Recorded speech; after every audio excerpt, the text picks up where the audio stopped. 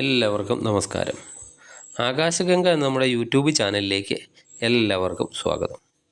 2025 പുതുവർഷം വരികയാണ്. ഈ പുതുവർഷത്തിൽ രോഹിണി നക്ഷത്രത്തിൽ ജനിച്ച നക്ഷത്ര ജാതകർക്ക് 2025 വർഷം എങ്ങനെയായിരിക്കും എന്നതിനെ പറ്റിയാണ് ഈ വീഡിയോയിൽ നിങ്ങളോട് സംസാരിക്കുന്നത്. രോഹിണി നക്ഷത്ര ജാതകർക്ക് 2025 വർഷം ഗുണദോഷ സമ്മിശ്രമായിരിക്കും.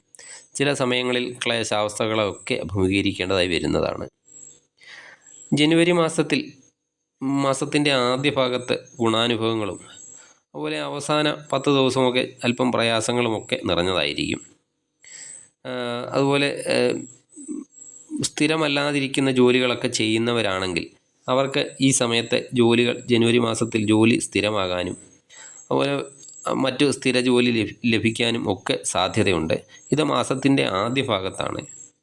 അതുപോലെ എല്ലാത്തരം ജോലിയിലൊക്കെ ഏർപ്പെട്ടിരിക്കുന്നവർക്കും ഈ സമയം ജനുവരി മാസം അനുകൂല സമയം തന്നെ ആയിരിക്കും.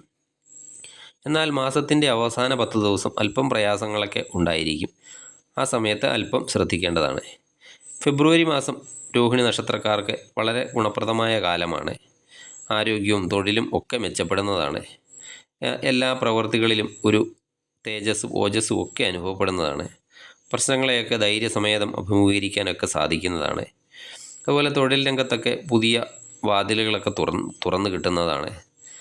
സാമൂഹിക രംഗങ്ങളിലൊക്കെ പ്രവർത്തിക്കാനും അതുപോലെ പിതാവിനോ അല്ലെങ്കിൽ പിതാവിന് തുല്യമായ മറ്റു വ്യക്തികളോ ഗുരുക്കന്മാരോ അവരുടെയൊക്കെ പരിചരണത്തിനുള്ള ഭാഗ്യലബ്ധിയും ഈ ഫെബ്രുവരി മാസത്തിൽ ഉണ്ടാകുന്നതാണ്. മാർച്ച് മാസത്തിൽ ഉദ്യോഗസ്ഥർക്കും മറ്റു സ്ഥാനങ്ങൾ വഹിക്കുന്നവർക്കുമൊക്കെ വളരെ ഗുണപ്രദമായ സമയം തന്നെയാണ്. അവർക്ക് അർഹതപ്പെട്ട പ്രമോഷന്, അംഗീകാരം, ഉയർച്ച ഒക്കെ ലഭിക്കുന്നതാണ്. അതുപോലെ വീട് ഒക്കെ പുതിയതായി നിർമ്മിക്കാനോ അത് മോടി പിടിപ്പിക്കാനോ ഒക്കെ സാധിക്കുന്നതാണ്. അതുപോലെ സർക്കാരിൽ നിന്നൊക്കെ എന്തെങ്കിലുമൊക്കെ സഹായം ലഭിക്കാനുള്ളവരാണെങ്കിൽ മാർച്ച് മാസത്തിൽ സർക്കാരിൽ നിന്നൊക്കെ സഹായവും ലഭിക്കാൻ സാധ്യത കാണുന്നുണ്ട്. അതുപോലെ പൊതുപ്രവർത്തകരൊക്കെ ആണെങ്കിൽ അവർക്ക് ജനങ്ങളുടെ ഇടയിൽ ഒരു വിജയമൊക്കെ ഉണ്ടാക്കാൻ സാധിക്കുന്നതാണ്. അതുപോലെ ബന്ധുജനങ്ങളുമായി ഒക്കെ പിരിഞ്ഞിരിക്കുന്നവരാണെങ്കിൽ അവർക്കൊക്കെ ഈ സമയത്ത് യോജിച്ചു പോകാൻ സാധിക്കുന്നതാണ് മാർച്ച് മാസത്തിൽ. ഏപ്രിൽ മാസമാകുമ്പോഴേക്കും പുതിയ അവസരങ്ങളൊക്കെ കടന്നു വരുന്നതാണ്. അതുപോലെ ഉദ്യോഗാർത്ഥികളൊക്കെ ആഗ്രഹിച്ചിരുന്ന ജോലിയൊക്കെ ലഭിക്കുന്നതാണ്. അതുപോലെ പ്രമോഷൻ സാധ്യതയുണ്ട്. വസ്തു വാങ്ങാനും ഗ്രഹനിർമ്മിതിക്കും ഒക്കെയുള്ള അവസരങ്ങൾ ഏപ്രിൽ മാസത്തിൽ ലഭിക്കുന്നതാണ്. എന്നാൽ പിതാവിന് എന്തെങ്കിലും തരത്തിലുള്ള രോഗാവസ്ഥകളൊക്കെ ഉണ്ടാകുകയും അത് അല്പം അധികരിക്കുകയൊക്കെ ചെയ്യുന്നതാണ്. അതുപോലെ ജാതകന് അസ്ഥി സംബന്ധമായ എന്തെങ്കിലുമൊക്കെ രോഗങ്ങളൊക്കെ ഏപ്രിൽ മാസത്തിൽ ഉണ്ടായേക്കാം. മെയ് മാസത്തിൽ അപ്രതീക്ഷിതമായ ഗുണാനുഭവങ്ങളുടെ കാലമായി തന്നെ ആയിരിക്കും. അതുപോലെ അല്പം അനുഭവ ദോഷങ്ങളും ഈ സമയത്ത് ഉണ്ടായേക്കാം.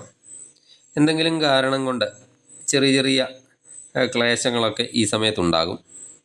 അതുപോലെ വാർദ്ധക്യ രോഗത്താലൊക്കെ പീഡ അനുഭവിക്കുന്നവർക്ക് അല്പം കരുതലൊക്കെ വേണ്ട സമയം തന്നെയാണ്. കൂടുതൽ രോഗാവസ്ഥകളൊന്നും ഈ സമയത്ത് ഉണ്ടാകില്ല. ചെറിയ ബുദ്ധിമുട്ടുകളൊക്കെ നേരിട്ട് മുന്നോട്ട് തന്നെ പോകാൻ സാധിക്കുന്നതാണ്. അധികം പ്രയാസങ്ങളൊന്നും മെയ് മാസത്തിൽ നിങ്ങൾക്ക് ഉണ്ടാകാൻ സാധ്യതയില്ല. ജൂൺ മാസത്തിൽ വിദ്യാർത്ഥികൾക്കൊക്കെ ഉപരിപഠനമൊക്കെ ആഗ്രഹിക്കുന്നവരാണെങ്കിൽ ഈ സമയത്ത് അനുകൂലമായ സമയമാണ്. അതുപോലെ പുതിയ വിവാഹമൊക്കെ അന്വേഷിക്കുന്നവർക്ക്, അതുപോലെ കമിതാക്കൾക്ക് ഒക്കെ ഈ കാലം വളരെ നല്ലതാണ്. അതുപോലെ കലാകാരന്മാർക്കൊക്കെ കൂടുതൽ അവസരങ്ങളൊക്കെ ലഭിക്കുകയും പ്രശംസയൊക്കെ ലഭിക്കുകയും ചെയ്യുന്നുണ്ട്. അതുപോലെ കർഷകർക്ക് കൂടുതൽ തൊഴിൽ നേട്ടം ഉണ്ടാകുന്നതാണ്. അതുപോലെ പുതിയ ഗ്രഹം നിർമ്മിക്കുന്നതിനൊക്കെയുള്ള ഭാഗ്യവും ഈ ജൂൺ മാസത്തിൽ ലഭിക്കുന്നതാണ്.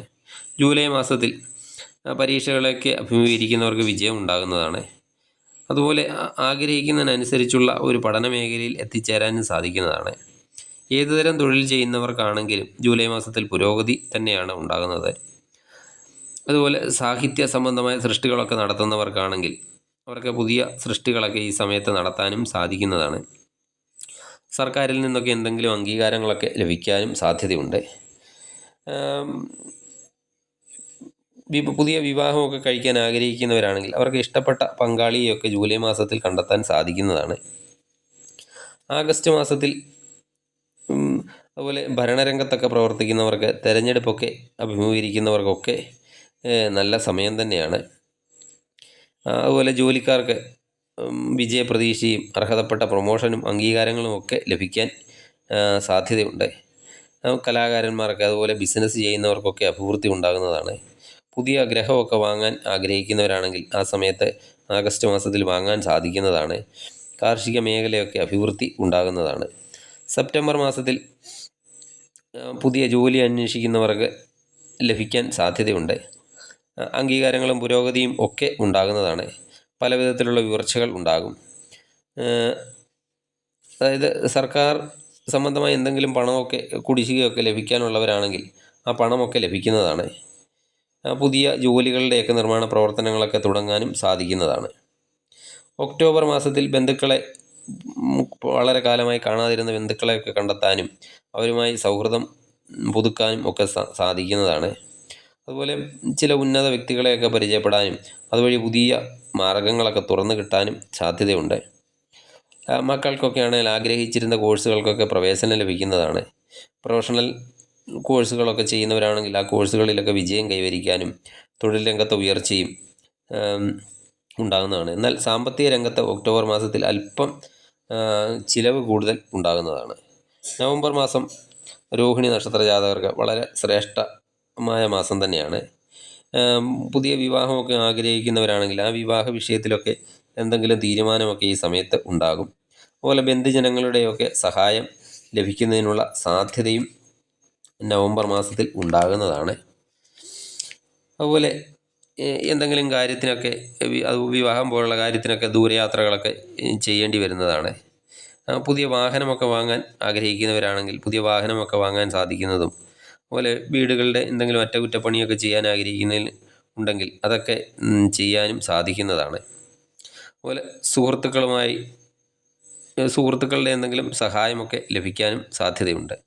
ഡിസംബർ മാസത്തിൽ അല്പം ശ്രദ്ധിക്കേണ്ട മാസമാണ്.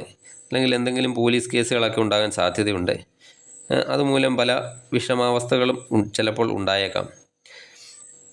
എന്നാൽ ഈ കേസുകൾ നമുക്ക് അനുകൂലമായി തന്നെ ആയിരിക്കും വരുന്നത്. ഇത് സന്ധി സംഭാഷണത്തിലൂടെയൊക്കെ പരിഹരിക്കാൻ സാധിക്കുന്നതാണ്. അതുപോലെ പല മേഖലകളിൽ നിന്നും അല്പം എതിർപ്പുകളൊക്കെ ഉണ്ടാകുന്ന ഒരു സമയം തന്നെയാണ്. അതുപോലെ സമ്മർദ്ദങ്ങളൊക്കെ കൂടുതൽ ഉണ്ടാകുന്ന ഒരു കാലമാണ് ഡിസംബർ മാസം. അതുകൊണ്ട് ഡിസംബർ മാസം രോഹിണി നക്ഷത്രക്കാർ അല്പം ശ്രദ്ധിക്കേണ്ട ഒരു സമയം തന്നെയാണ്. ഇതാണ് 2025 രോഹിണി നക്ഷത്രക്കാർക്കുണ്ടാകുന്ന ഗുണദോഷ ഫലങ്ങൾ. നിങ്ങൾക്ക് ഈ വീഡിയോ ഇഷ്ടമായാൽ ലൈക്ക് ചെയ്യുക, മറ്റുള്ളവരിലേക്ക് ഷെയർ ചെയ്യുക. നന്ദി, നമസ്കാരം.